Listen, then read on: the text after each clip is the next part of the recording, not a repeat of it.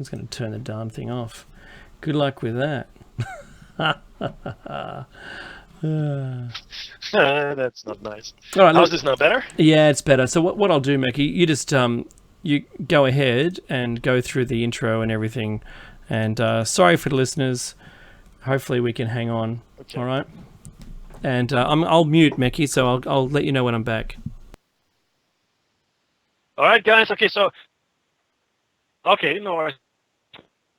Yep, all good. Okay, look, guys, I hope you heard what I said thus far, but just to recap very quickly, in humans and animals, fear is modulated by the process of cognition, or processes of cognition and learning. Thus, fear is judged as rational or appropriate and irrational or inappropriate, right? And irrational fear is called a phobia, and that's how psychiatrists make their money. They tell us that we all have phobias. Psychologists such as John B. Watson, Robert Plutchik, and Paul Ekman have suggested that there's only a small set of basic or innate emotions, and that fear is one of them. So it's right up there with instincts, right? So this is our basic programming. This is in the CMOS, okay, if you're a computer guy. This is our BIOS in the CMOS chip, okay? Instincts and innate basic emotions, and fear is one of them. So it's a very powerful lever, potentially. It's a very powerful lever. This hypothesized set includes such emotions as acute stress reaction, anger, angst, anxiety, fright, horror, joy, panic, and sadness. Fear is closely related to, but should be distinguished from, the emotion anxiety, which occurs as a result of threats that are perceived to be uncontrollable or unavoidable. Okay, so that's when you get anxiety. The fear response serves survival by generating appropriate behavioral responses. So it has been preserved, they believe, throughout evolution. Oh, that is maybe so, maybe not. But as you can see here, fear mechanism by which behaviors can be changed, by which metabolic and organ functions can be changed, guys. Okay, it's like rewriting your physical system with fear, And this is really why we're focusing on this, because the Chinese Setup believes we are living in a culture of fear.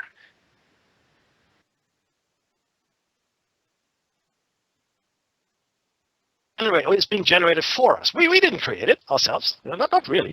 It is being generated for us. It is something that we are being, I want to say, made accustomed to, but that's not true. This is something they're using to change our behavior. The ominous them, right? I'm going to go into, you know who they are. But they're using fear to change our behavior. And it does change your metabolic and organ functions. And I want to put this out here. This just came to me, Dave.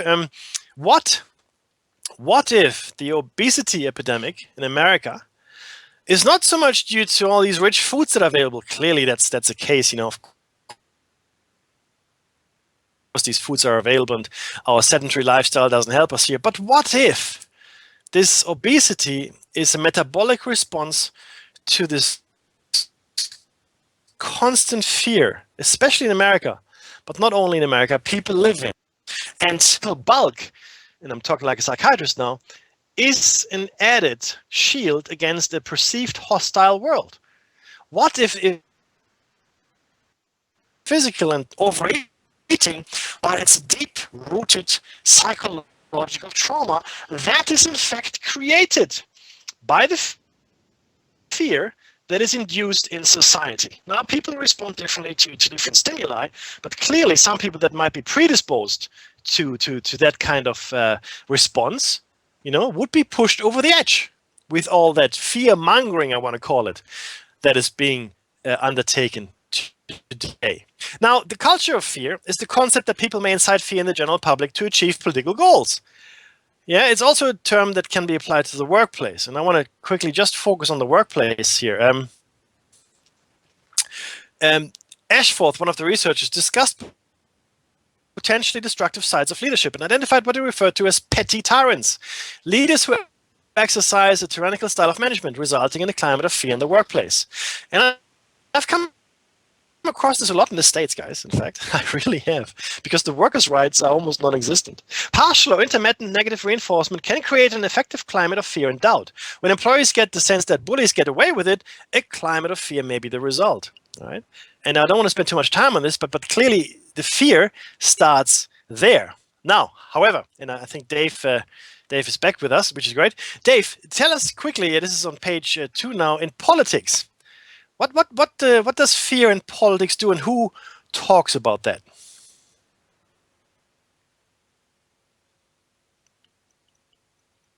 Okay, I'll take it from here. When you come back. No. I am back now. Here I am. Okay. All right. Okay. Cool. In politics, remember, Nazi leader Hermann Goering explains how people can be made fearful and to support war if they otherwise would oppose it. I've actually given this example as well. This is this a quote? No, it's it. Yes, it is. It is. The people don't want war, but they can always be brought to the bidding of the leaders. This is easy. All you have to do is tell them they are being attacked and denounce the pacifists for lack of patriotism and for exposing the country to danger. It works the same in every country. Now, if that doesn't ring bells to you, wherever you are in, whatever country you're in, I remember hearing, "Oh, but you're not patriotic, man." Yes, well, exactly. Do you know what I mean? Exactly. And Mecky's going to go on with this. Freedom fries. Yeah, freedom fries. Yeah, on some more of those. Thanks. The 3 psychological components of the culture of fear included silence through censorship, sense of isolation, and a generalized belief that all channels of the opposition were closed. A feeling of complete hopelessness prevailed in addition to withdrawal from opposition activity. So it looks like a win-win for everybody, Mecky.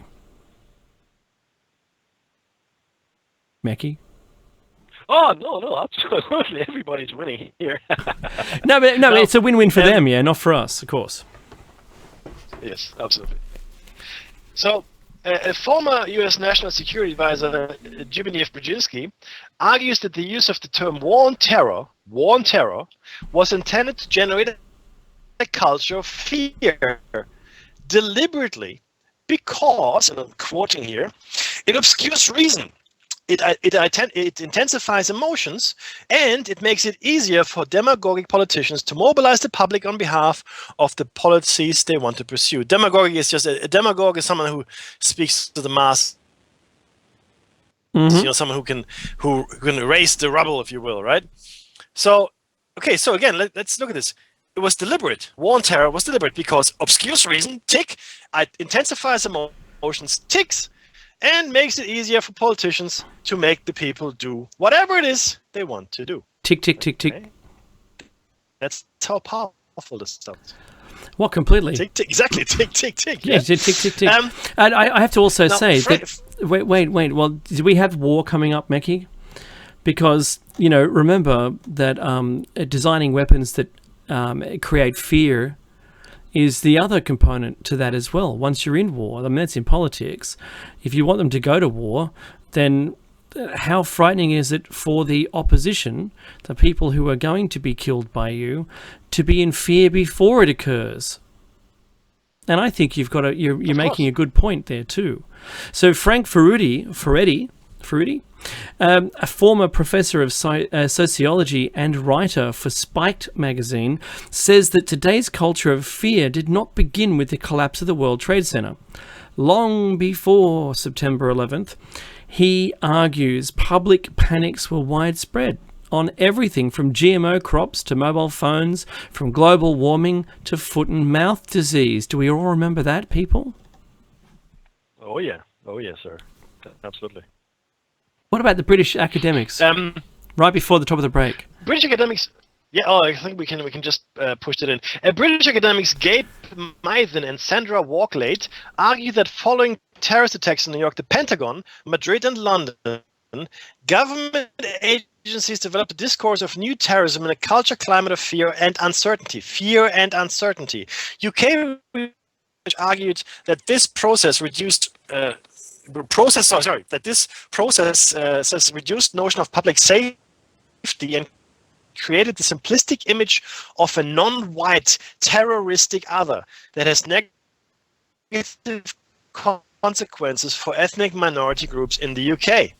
In his 2004 BBC documentary film series The Power of Nightmares, do watch it if you can, subtitled The Rise of the Politics of Fear, the journalist Adam Curtis argues that politicians have used our fears to increase their power and control over society. Though he does not use the term culture of fear, what Curtis describes in his film is a reflection of this concept. He looks at the American neoconservative movement and its depiction of the threat first from the Soviet Union, and then from radical Islamists. And just very quickly on that, guys, the United States specifically, and there's the music. So we'll come back to you after the break. Quite specifically, that's the music.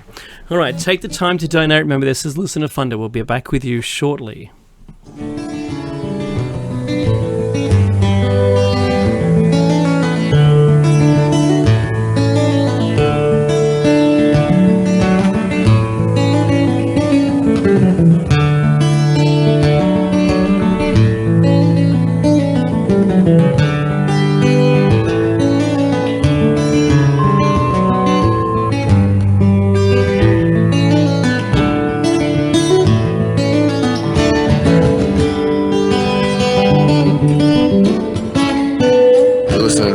Radio at freedomslips.com, and we'll be right back after this message.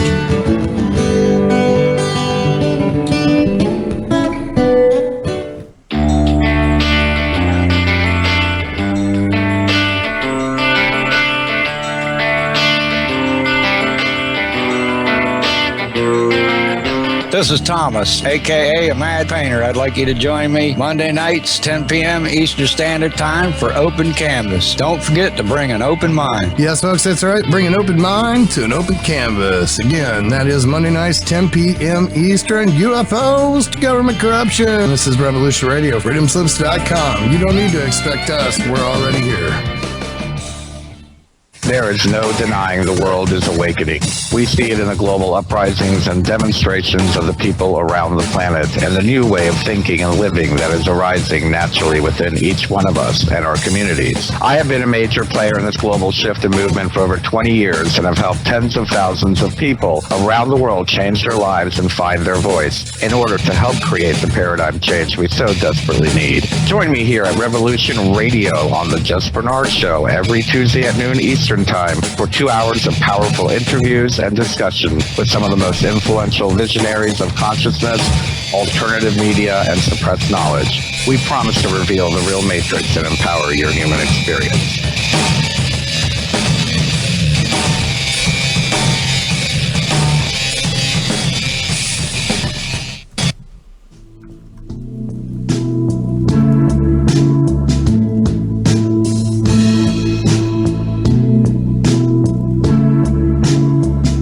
Is your data safe? Do you have the necessary information to assist you in confidently living through just about any survival situation? Is survival and gardening, off-grid living, medical knowledge, or even natural or man-made EMPs on your list of personal concerns? Do you have your documents and your personal information in a safe place in your hands where you know where it is? Well, check out our preloaded EMP-proof thumb drive. Over 3 gigs of survival documents and how-tos, plus the USDA offline food preservation website, and much, much more, including a surprise bonus we just can't tell you about here. With plenty of room left over to store your most important documents. Imagine if a megavirus or a computer failure took out your bank, or all the banks for that matter. Are your banking records safe in your hands? So when they get things fixed and repaired, you can say, hey, look, this is what I had. You have it. I want it back. Is your personal data safe? Family records, addresses, phone numbers? Well, squeeze on over to freedomslips.com. Yes, that's www.freedomslips.com. Click the banner on the homepage for the EMP-proof bullet drive to get the full scoop of everything that we offer. So, folks, keep your data safe for your peace of mind. Revolution Radio, freedomslips.com. You don't need to expect us. We're already here.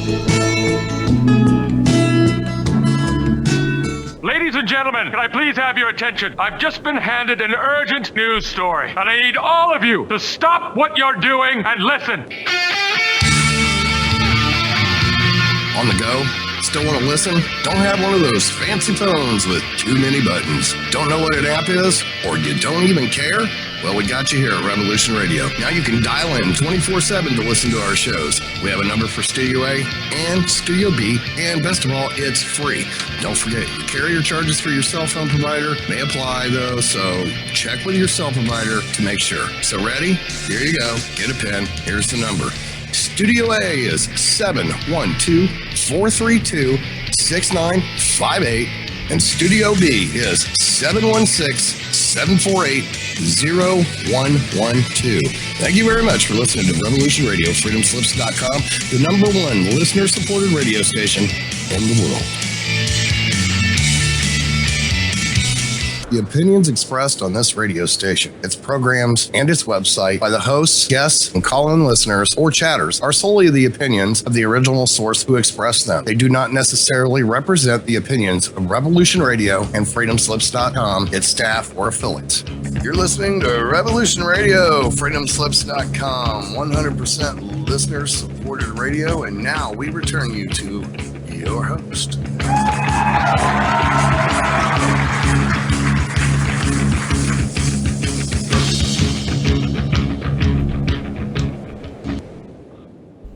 Hello and welcome back to Dave and Mackie.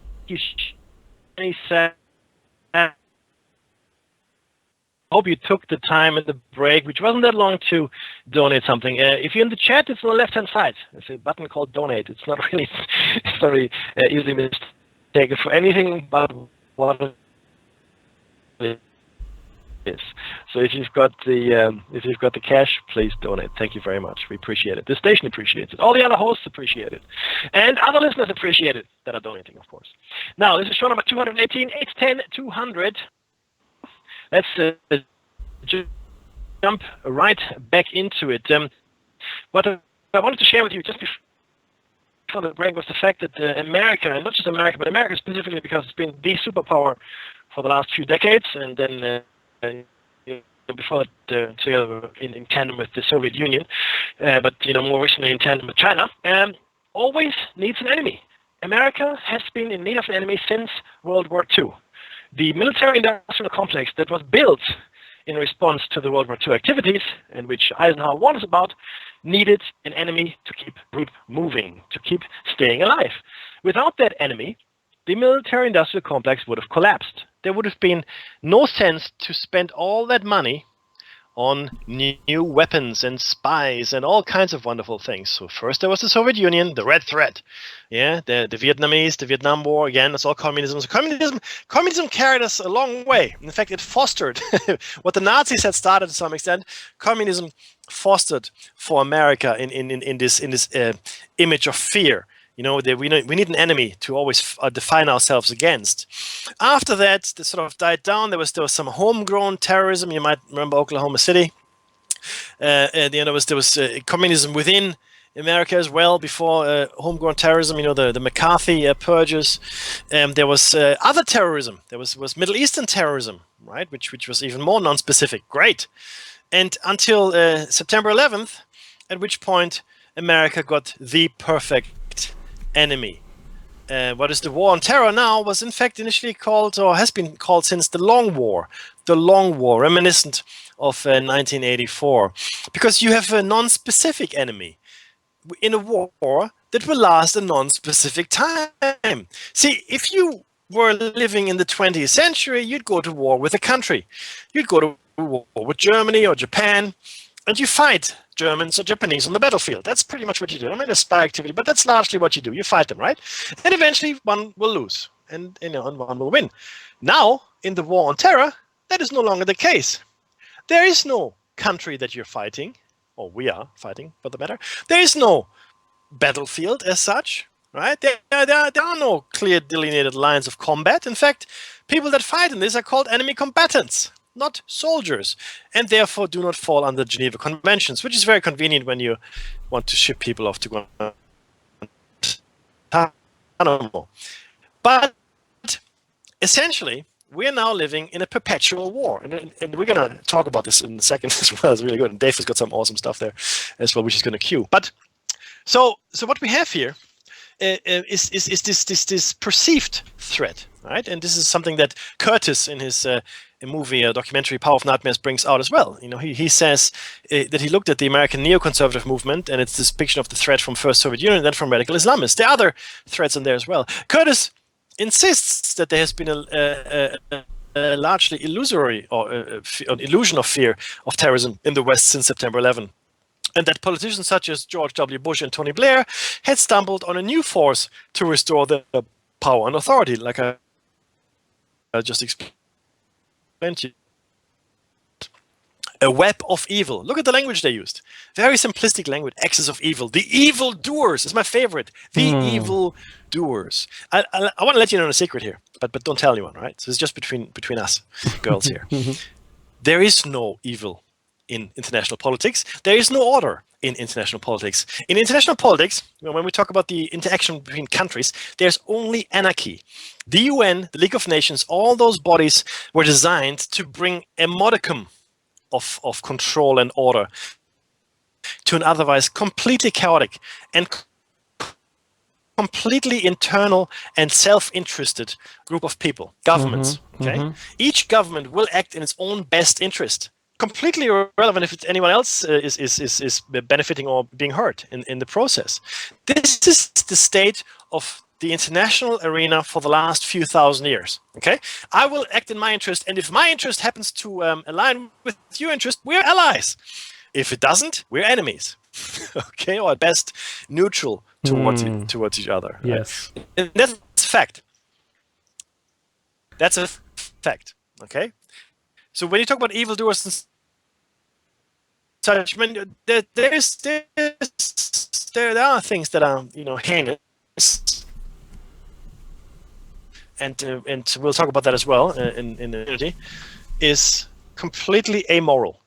It is a completely amoral place. Okay. Now, Curtis goes on to castigate the media, security forces, and the Bush administration for expanding their power in this. It's opportunism. It's opportunism. Preaches Bill Durody, then director of the National Center for Security Analysis and senior research fellow in the International Policy Institute, King's College in London, saying that to call this network, which is Al-Qaeda, an invention would be too strong a term. But he asserts that it probably does not exist and is largely a projection of our own worst fears, and that what we see is a fantasy that's being created. That should not be news to you. Al-Qaeda, the much touted Al-Qaeda, does not actually exist as such. Doesn't actually exist as such. There's no Spectre-like organization. Dave, it'd be nice if it was like the Bond movies. There's this evildoer Blofeld or Spectre or whatever. That's right. Stroking his hairless cat or whatever he has and making all these evil plans. Not like that. Not like that. All right? It's not like that. The elite operates that way, pretty much. But in reality, the terrorists or freedom fighters, depending on which side of the fence you're sitting on, not really like that. I remember, Dave, I don't know if you remember this, but Rumsfeld showed the UN these massive underground subterranean bunkers with trucks, and they were all... That's right, I remember all of that. Installations, I mean, several levels and massive halls and machine workshops and remember that? Yeah, completely. And the thing is this, yeah, right? And you know what? They're not. They're just caves. It's just an old cave. Now, the in a recent book, Maximiliano Corstagna dangled the possibility of war on terror opens the doors for the upsurge of an old culture of fear, which, though dormant in American life, results from the Puritan cosmology. Far from bringing an external threat, Costagna adds, terrorism represents a social phenomenon enrooted in the capacity of extortion and speculation, which nothing have to do with religion. This suggests that the main cultural values that determined terrorism are being created and disseminated through the West. We created terrorism in our own image. In this vein, Geoffrey Skoll argues that fear is used by the elite in order to maintain its legitimacy over the workforce, though it varied from time to time into different shapes. This is mainstream scholars saying this. Fear is used by the elite in order to maintain its legitimacy over the workforce. Well, let's just call it what it is. In order to maintain power. The meaning of fear not only is changing the tenets of democracy that characterize the life in America, as well as lawmaking, but also the ways judges understand the rights of workers, of all of us. You no longer have any real rights. They've all been taken away. You can be taken away, never to be heard from again. That's it. No habeas corpus. No right to fair trial. No phone call. And No due phone call. process. But Dave, tell me about 1984. This is fascinating stuff. Absolutely. The war is not meant to be won. This is that perpetual war, the long war. It is meant to be continuous. Hierarchical society is only possible on the basis of poverty and ignorance. This new version is the past, and no different past can ever have existed in principle. The war effort is always planned to keep society on the brink of starvation. Haven't we all seen that? The war is waged by the ruling group against its own subjects, and its object is not the victory over either Eurasia or East Asia, but to keep the very structure of society intact. George Orwell, Mekki. Mekki's having such bad audio problems. No. Can you hear me? No. I can hear you, but there's a huge this is actually lag. not from the book, guys, but from the movie 1984. Oh, really? Well, today we seem to have some issues because of the topic, I'm sure. The actual quote from the book by Orwell is a lot longer. Okay, the actual quote. So the quote we just shared with you is from the movie 1984, but it doesn't take away from the essence. The essence is exactly what Orwell wrote there, right? But Dave, tell me about. Well, what I'm going to do, the media-controlled video that you have. Yeah. So look, there's hundreds of these out there, but this is one that if you're not familiar with it, it'll make sense when you see it. This is that the media is scripted. The media is not just scripted, but in the very few that own all of the media across the planet, all of it, that's newsprint, video, or TV. They've now changed all the laws in a lot of the countries so that you can have a dominating media ownership, because there's so few things left to buy up that they need these rules deleted so they can buy up what does remain. And what we're being dismantled after purchase is absolutely astounding. There really isn't any local news anymore. It's just a local news reader in the state that you live in who's reading from the same script, and I've got proof of this. Let me just hit play, and if you're watching this on our YouTube channel, I even include the Conspiracy Files YouTube channel shown down the bottom for their copyright issue as well. We're playing their video. Is everyone ready? I hope you are ready for this. A child's happiness is priceless, especially on a birthday. A child's happiness is priceless, especially on a birthday. A child's happiness is priceless, especially on a birthday. A child's happiness is priceless, especially on a birthday. Well, a child's happiness is priceless, right? Especially on a birthday. A child's happiness is priceless, especially on a birthday. A child's happiness is priceless, especially on a birthday. A child's happiness is priceless, especially on their birthday. A child's happiness is priceless, especially on a birthday. A child's happiness is priceless, especially when it comes to their birthday. Absolutely. A child's happiness is priceless, especially on a birthday. A child's happiness is priceless, especially on a birthday. Well, a child's happiness is priceless, especially on a birthday. A child's smile is priceless, especially on a birthday. A child's happiness is priceless, especially on a birthday. You know, a child's happiness is priceless, especially on a birthday. A child's happiness is priceless, especially on a birthday. A child's happiness is priceless, especially on a birthday. A child's happiness is priceless, especially on a birthday.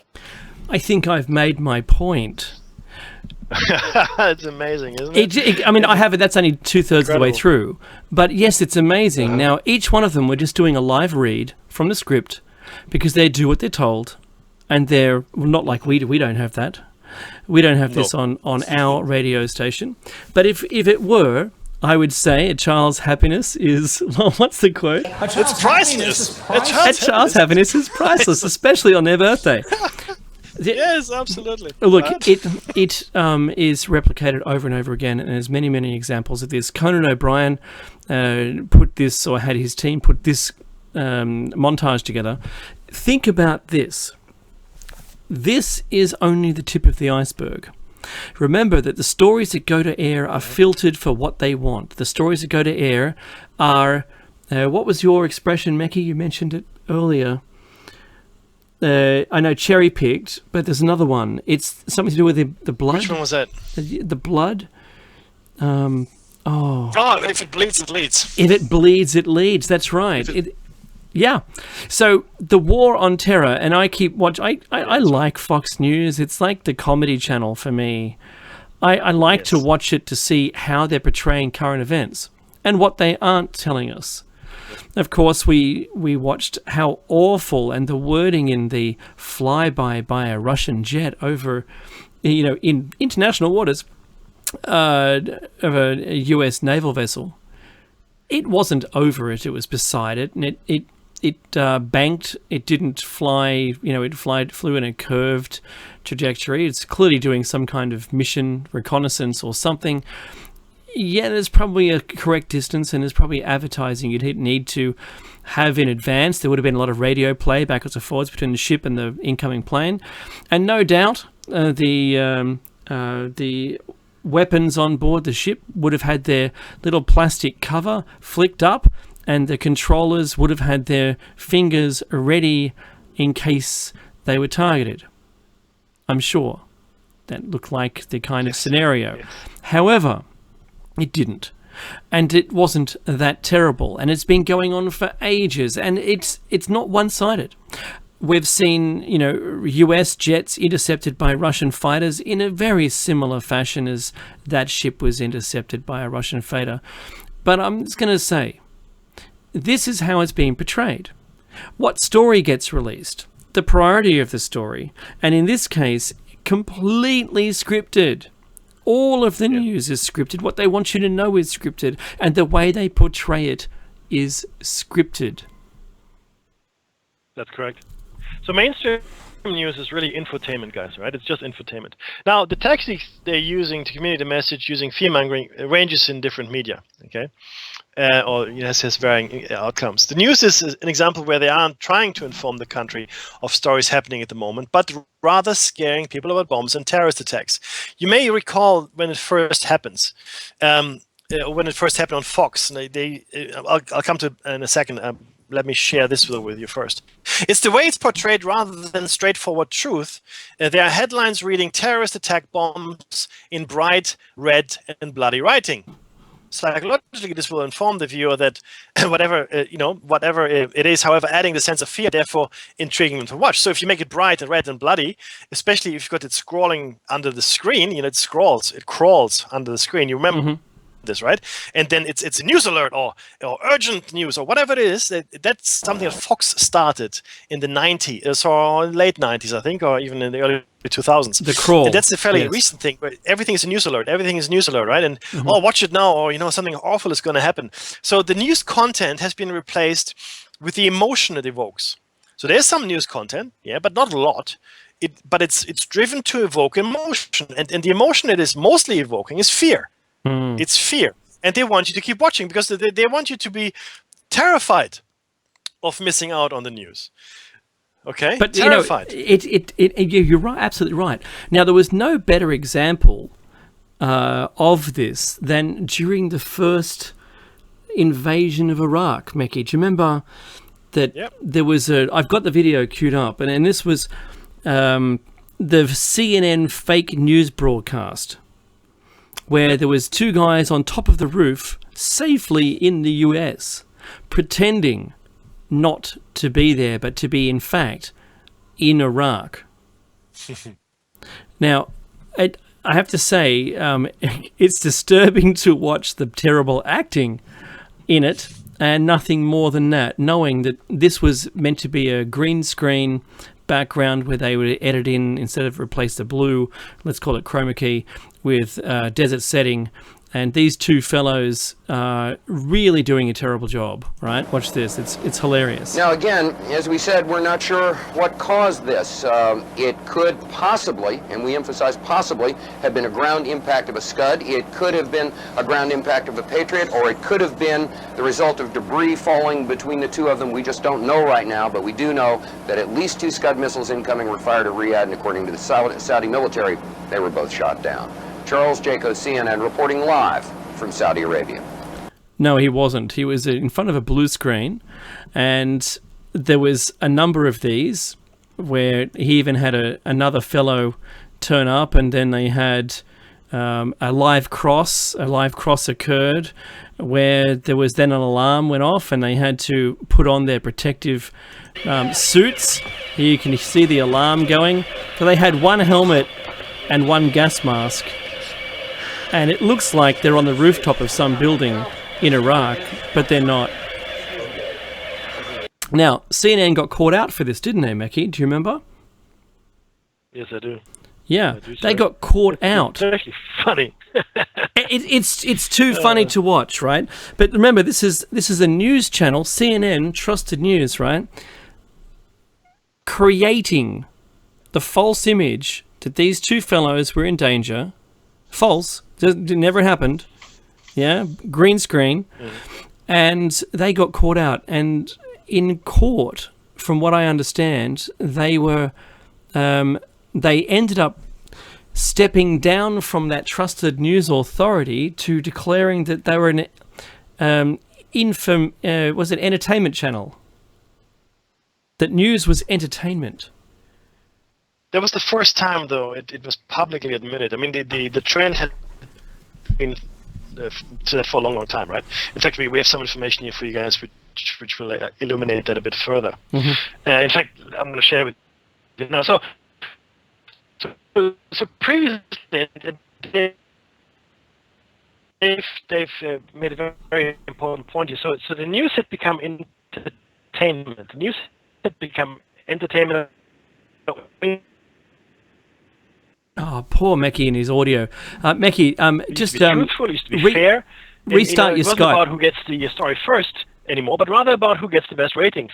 Reboot my Skype, guys. Reboot your Skype, and he'll be back in a minute. All right.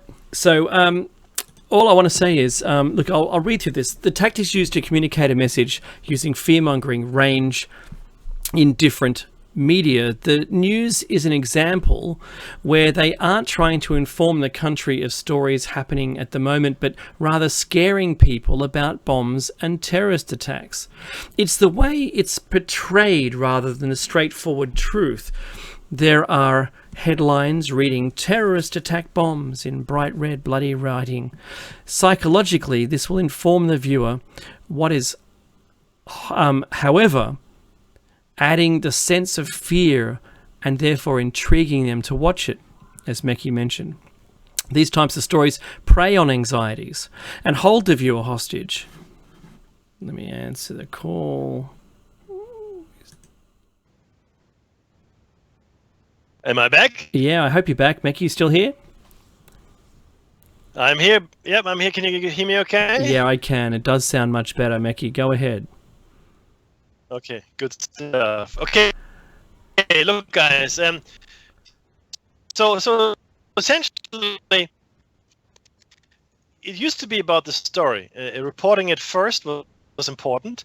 You know, breaking a story was important. You know, that's how you got kudos. That's how you got Pulitzer Prizes back in the day. That has changed. It's kind of business. As most things, it's a business. I understand. It has to make money, and the way it used to make money is by breaking the story first. So people would read your newspaper, or listen to your radio station, or listen or watch your station, whatever it might be, right? That's how you could get audiences watching or reading your stuff, right? Now, though, right? Now, most media is now owned by 6 large corporations, which clearly, Dave, they would never use that kind of power for their own gain or benefit, right? You're very funny. Happen. That doesn't. No one. Me, they wouldn't use it. So now Yeah, I need to share with you something around media ownership here. So there is a concentration of media ownership. Okay, it's a process where relatively few individuals organize of the mass media, okay? And contemporary research is right concentrated in small numbers of firms. Globally, large media conglomerates include Viacom, CBS Corporation, Time Warner, 21st Century Fox, and News Corp. Bertelsmann AG, which is German, Sony, Comcast, Vivendi, Televisa, the Walt Disney Company, the Hearst Corporation, Organizacos Globo, and LaGuardia Group. As of 2015, Comcast Corporation is the largest media conglomerate in the United States, with Walt Disney, 21st Century, and Time Warner coming in second, third, and fourth, respectively. Over time, the amount of media merging has increased, and the amount of media outlets have also increased. That translates to fewer companies owning more media outlets. Okay, to give you an idea what this means, in 1983, 90% of US media was controlled by 50 companies. 1983, 90%, 50 companies. Today, 90% is controlled by 6 companies. 6. Whoa! And you know what? They all sit on each other's boards. Yes, they do. Yes, they do. Why let it happen? Okay, it is great. Now, let's go back to what the media tactics are, though, right? Bloody shootings or murders take first story on the news these days, but the story is never deep enough. The story is never deep enough. The story stays at the surface level to emphasize fear rather than understand the background. Mm-hmm. Nobody, right, Dave? Nobody explains anymore, well, why it happened, or you know what the motivations were, or the background. None of that. No. It's completely left at the surface level. I've got something, Mickey. Surface level. All right. So just imagine this, for instance, right? If there was some kind of bombing or something that happened in Iraq, and they said, but you know what? Well, it's been happening for about 1,000 years. So next story. That would be the end of that. You wouldn't need to know anymore. That's right. Shut up. No need to know. Yeah, that's it. All you need to know. Oh yeah, but no. You're there was a bombing, 20 people dead, and they move on to the next story. About what? Yeah. What happened? Who did it? Who were the perpetrators? Who did they kill? Where was it? And none of this, the who, why, when, where, what, and how are never answered.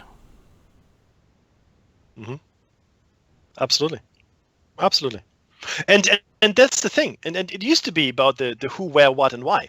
Mm-hmm. Those were the 4 questions that every good reporter had to answer in the article. In fact, ideally in the first few paragraphs. Right? Otherwise, there's no content. And then you could devote some time on the analysis if you wanted to, right?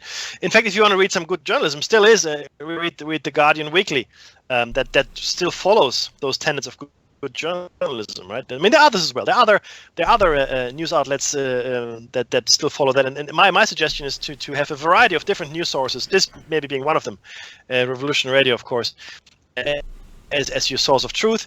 Don't take it all at face value. Make up your own mind. Watch it all. Make up your own mind. Mm-hmm. Now, the thing is this, though. Using these fear-based tactics have made people think that living in certain places is too dangerous, right?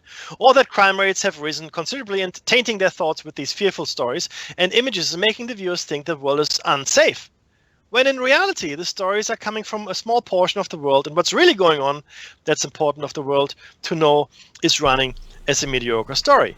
So let me put it this way. So the really important stuff, they don't really focus on because it's just boring. Plus, they probably don't want you to know anyway. Right? They don't really want to know what the real story is. They focus on all the bad things because it's like when we drive past an accident on the highway. We can't help but look. We have to look. Now, I make a point of not looking and just driving on. Right? Right on. But for the most part, people will slow down, and that's how you get traffic jams. They will slow down to see what happened, right? The carnage. Rubberneckers. That's exactly the same kind of principle that's being... Exactly, that's it, rubberneckers, right? The same principle that's being used on the news, on us, because that's our psychological makeup, right? I mean, that's who we are. Too bad. I mean, we try to be better, but we're not. Okay? And the problem is that the generation growing up now, thinks that's how it is. That's how it's always been, a biased truth. Oh, yeah, well, the news, this is how it is. Yeah. No, it's not. It is not how it's always been. There used to be real correspondents, real people that brought you real news, people that used to break stories. Yeah? The Watergate scandal, for example. But I want to quickly share with you, and I want to have a bit of a discourse here with Dave on this, and I don't think we'll get through all the show notes today anyway, but let's spend just a little bit of time on Sandy Hook. Okay, because it's important that we talk about it. Very, very important in the light of this whole media controversy, and in fact, whether or not it's real or not. I did a lot of research over the last few weeks on Sandy Hook, because before I was, oh, well, you know, is it real, is it not real? I don't know. And I tell you what, the story itself was not presented very deep. There was no deep diving into the story or the motivations or what actually happened. And the more I dug, the clearer it became that all of the facts that had been reported were in fact not so. How the person came in. Through a glass door, but there was security processes and protocols were in place at the school. In fact, exactly. In fact, we don't even know if the school was in operation, Dave. Well, you know, according to the Freedom of Information Act, there had been no service incidents, which is, the handle was squeaky or there was mold on the wall, for instance, Mekhi. So none of those had been reported for months. And the ones that were still there in the system didn't have any resolutions on them. And so that proves to me, ultimately, as the very easiest way to suggest that the school was not operational at the time of Sandy Hook, at the time of the proposed shooting. No dash cam videos were ever showing anyone leaving the school.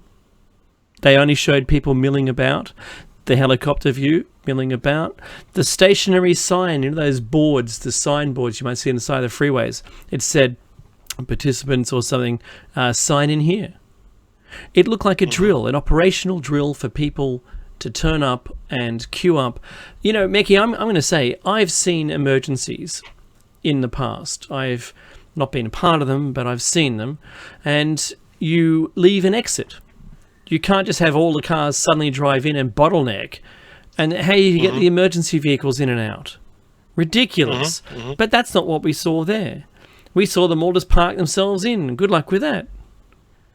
How do you get an ambulance out if it's 20 cars in? Forget it. It's not going anywhere. Plus the fact that they didn't extricate any bodies from there. Then there was the coroner stories that didn't match up. He never answered the question directly about it. Changed his story. It's so many things that are wrong with it. It isn't funny. Plus, that brand new security system wasn't operating. And we know now, of course, it wasn't operating because it wasn't on.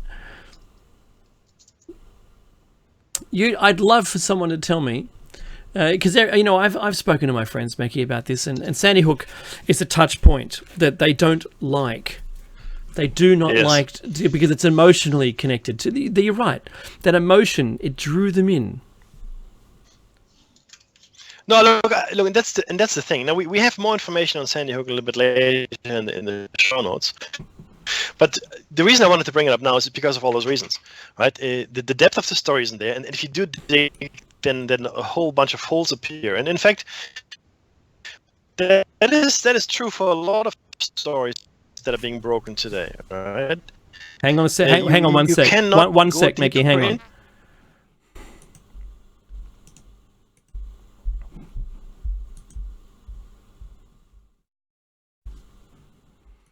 Okay, this should fix the audio problem. I'm so sorry, everyone. Let me see. We should get some audio back in a minute.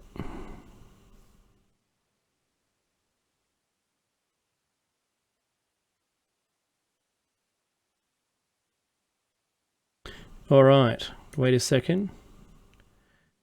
Testing 1 2 2 2 2 2 testing 1 2. Yeah. Okay, this should fix the audio problem. All right, Mekhi. So join in. If Mekhi can hear me, you should be able to join in to the call again. Yay! Thanks, Dory. 1 second.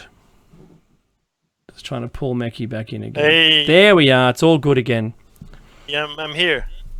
All So right. what happened? We've lost the station, yeah? No, I pulled it back in. I don't know what happened.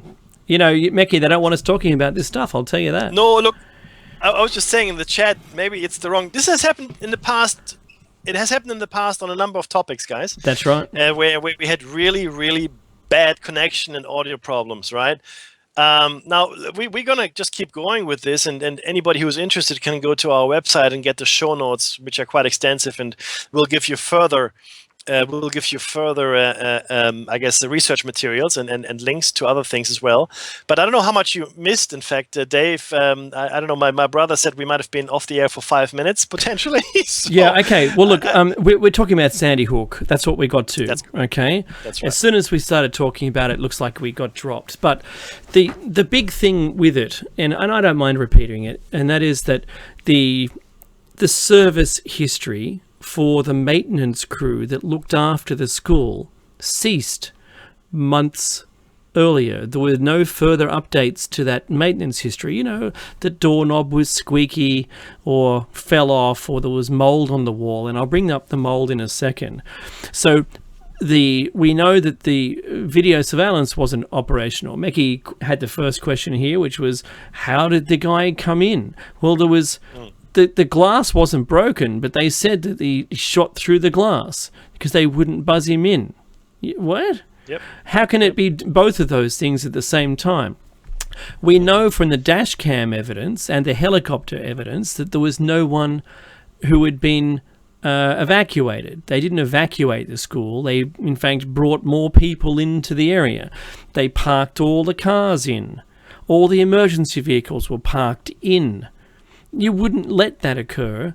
The police should have been on the ball, and the emergency services would have left at least one lane in and out. Yeah, got everyone else's cars out of there. Remember, Mechie, initially there was 2 people and a guy in the woods as well. Yes. And then that was just a concerned parent wearing camos, yeah, hiding from police. Now, having said that, there was no dash cam showing anyone doing anything except for just milling about. Yeah, there was those portable sign things you can tow behind a car with the orange lights that make, the dots make up words, and it said, sign in here, or something to the equivalent, I'm paraphrasing. Participants to sign in. We know that there was doctored photos. The guy who suddenly was able to pull out all this terrible emotion, all this sadness, while just laughing some 5 seconds earlier with the film crew. Actually, stay with that. Stay with that. So this is important. This is a very, very important point. This was actually what clinched it for me. So this gentleman, whose daughter had just been shot, one of the young victims, That's right. Is going to a live interview or live camera, and just before he goes on camera. Or just before he thinks he's going on camera, the camera does capture him though. So he's chatting and laughing with the people around there, acting very naturally. And then just as he's being told, okay, we're coming in for the shot, blah, blah, whatever. And he's then stepping forward and he stops smiling, and it's almost as though he's getting into character.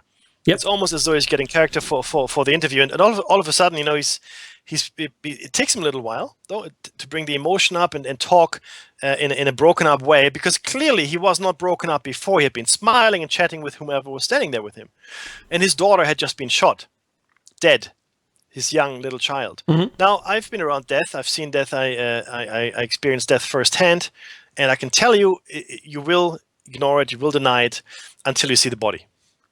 At that point, you will collapse, and that's happened to me in the past.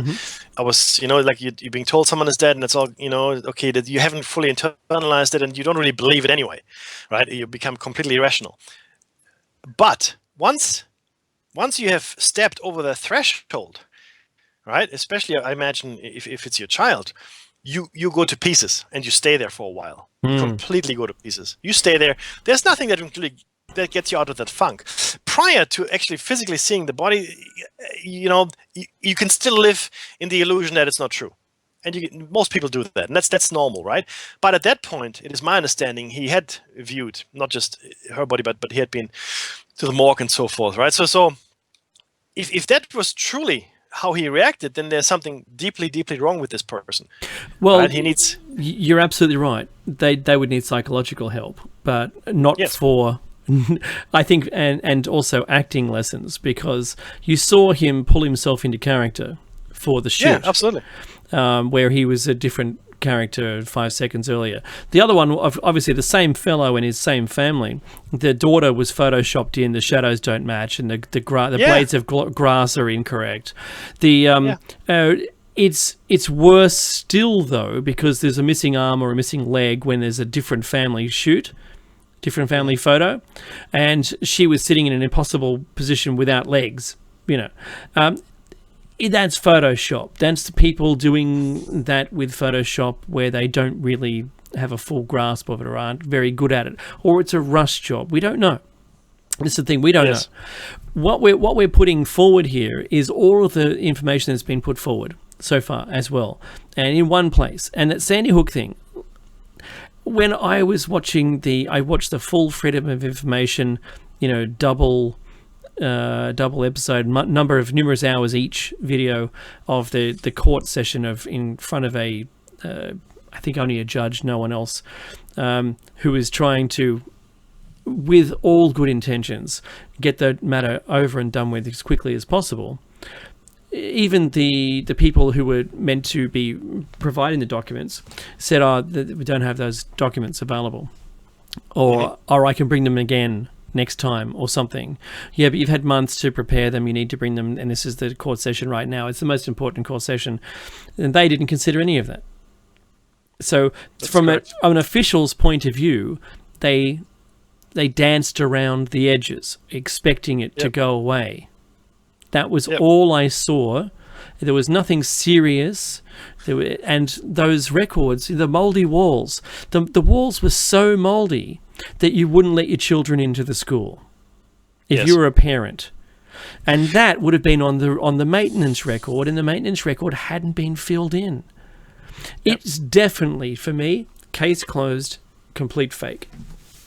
Yep. Now, and we're going to share some thoughts around this probably next time, so next week or the week after, specifically around this, because it's actually not a bad thing that it's faked. Of course, it's a bad thing, but there's some moral and ethical considerations around that as well. Now, so I think it is clear that our society, in many respects, is built on fear. Certainly in the last few decades, that is true. Certainly since World War II. And this is now a scholar's point of view. This is Professor David Altheide. Okay. And news reports seem to be constantly announcing a crime alert, terror watch, or consumer warning, and a new danger, such as West Nile virus, Ebola, doesn't really matter, shark attack, it doesn't really matter, anything, right? And it's just around the corner. So the danger is imminent. The danger is imminent. Meanwhile, the federal government in the US is continually waging war. It's a war on crime, it's a war on drugs, the war on terror, the war on obesity. It doesn't really matter. There's always a war on something, right? Putting you in your mind on a war footing. Meanwhile, though, we have to understand that of course concern is healthy, reasonable concern, right? But much of the fear around us, and this is what Professor Altheide says, most of the fear around us is completely unwarranted. Completely unwarranted. And to that end, and I'm hoping we're going to get to it today, we want to share some statistics with you, right? Because you have to understand what the reality of the actual threat is that you're facing, right? There's a discourse of fear that pervades society, he says. Okay, he's in fact at the School of Justice and Social Inquiry. Okay, he's a professor at ASU. The discourse relates to the sense that danger, dread, and fear are pervasive and just around the corner. Okay, just around the corner. His newest book, Terrorism and the Politics of Fear, which I recommend you read, which is due out actually it's already out, in fact, looks at the use of fear in politics and its relation to the war on terror. The work documents how decision makers promote and use fear to push their own political agendas and exact more social control over citizens. Now, Altheide, an expert in the use of content analysis of the media, says the language of fear has slowly built up in everyday use for more than a decade. Probably longer than that, in fact. He says the use of language began to change with the government's war on crime as military terminology was integrated into common use. Eventually, he says, fear became built into every news story. At the same time, oddly enough, we are also militarizing our police force. Sorry, you are militarizing your police force in the States. Yeah. Entertainment has also taken on a decidedly more fearful tone, with storylines playing off of society's fears. Think about it. What's the most popular television show right now? It's The Walking Dead. Society has completely collapsed. Billions have died or been turned into zombies, and we're following the survivors, which is a horrible life. They're cannibals, they're horrible tyrants, and every day is. I mean, I'm surprised these guys haven't had a heart attack or some kind of aneurysm by now, right? But there are other shows like that, Dave. Yeah, that's right. Violent shows, dreadful shows, but that's what we like, apparently. And we do. I mean, the comedy shows aren't really playing that well anymore. Okay, and in fact, the fear is becoming cumulative. One fear builds on another and on another and on another, until we've got a cultural atmosphere that is terrifying. In many ways, and this is aldehyde again, it says former President Franklin Delano Roosevelt, FDR, was correct when he uttered the famous line, "The only thing we have to fear is fear itself." If society becomes based on fear, the professor says, the biggest consequence is that people will change their lives to deal with it. Of course they will. Right? We've just learned that fear changes your metabolic rate. It changes your organ function. And ultimately, it will change your behavior. And that's what we're seeing. Now, he hopes, he hopes that the media will eventually get its act together and stop doing this. He says journalists can't keep touting fear. He thinks we have to find ways to talk about issues and make it interesting without scaring people. We need to find ways to say it without fear. And I say good luck to you. He's a true academic. He's got no clue. He's up in the porcelain tower. Thank you very much. Right? So this is a problem. But Mickey, he says here that social life starts to change because of all the fear. Yes, and we start altering our lives. So the fear that's propagated by the government ends up causing us to change our what was once sunshine, lollipops and rainbows existence. Yeah, you're right. We're creating our own panopticon. Do you remember the panopticon, which is the perfect prison, where in fact everybody thinks they're being watched all the time, but in fact nobody's watching them at all. They watch each other and they believe they're being watched. We are creating gated communities, high walls, no windows, bars in front of any windows that we do have. We have gun safes. Public spaces are no longer safe because clearly people get shot in public space all the time. Or you catch a virus which will kill you all the time. So we are in fact imprisoning ourselves in our own prisons. And we put in security installations and we ask for more cameras to monitor our behavior. And we look for the police to patrol our streets and be better armed, and deal with the evildoers. Protect us from terrorism in small town Idaho, right? Not likely, but these TV shows, they build up that fear that, nuclear threat, dirty bomb that's coming to your town real soon. You watch out now. You watch out. But at the same time, we have to take your guns away because you can't be trusted with them. We have to take we can't let you have the guns because clearly you are a threat as well. Or your neighbor is a threat, or someone is a threat. So it's actually schizophrenic. It's complete schizophrenia. There's an outside threat, there's an internal threat, and the only institution that can save you is the government. Trust us. Yeah, they're the ones we're supposed to trust. What? Right? What? So, look, it's actually comical and extreme in the United States because you've got this schism between the federal government and local state governments and the militia movements and so forth, right? So it's very pronounced in the states, I want to say. Also, Texas being able to secede from the federation, that in its own, with its own military, is something else. And you know what? I have the greatest respect for Texas and for the American way, only because I went to school there and I know what it's supposed to be, but it is so far from that now that it's frightening for me. Would I want to go live there? I'd think twice now with all this fear. I'm scared. That's it though. That's exactly right. Mm-hmm. Right. And if you look at this is really what, and we won't have time, I don't think, today necessarily, but if you look at the statistics, the actual numbers of these things, which are being and you have to also understand that they're being over-reported in the news. They're being over-reported. They're being reported completely out of kilter with their newsworthiness.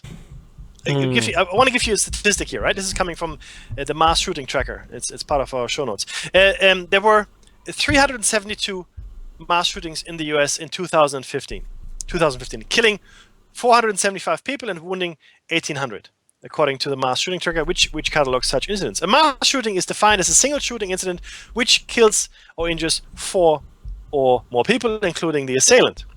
That could be gang-related, could be all kinds of things, right?